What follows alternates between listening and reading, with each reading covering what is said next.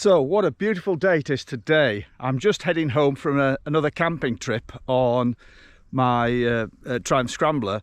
So I thought I'd just stop and show you the luggage carrying setup I've got on the bike for people who are, thinking, how much stuff can you carry on the bike? And the answer is quite a lot when you have a look at my bike. I'm not travelling light at the moment.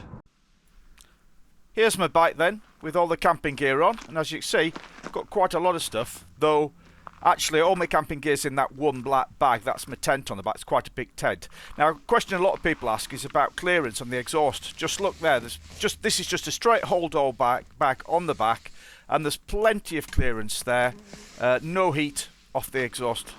So you're fine just strapping a bag over the back seat like that. So all my camping gear, everything's in that black bag. I've got my tent on the back. If you've been watching some of my other videos, this is my big tent, this one.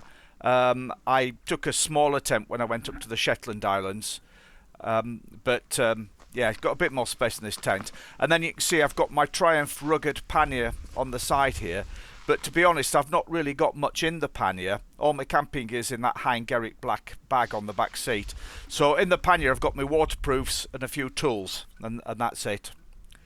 Just look at that view. It's a stunning day today, isn't it? I'm on the North Yorkshire moors here, and it's beautiful, really beautiful day. So I'll just come around this side so you can see all the way around the bike. I think that all fits on very neatly, and it's very comfortable for touring like that. I've really got the kitchen sink with me at the moment, just been off for a few days with some friends, and I've got my big tent on there, car just going past, got my big tent, and I've got things like camping chair in there. I've got my bigger camping stove, quite a few luxuries with me.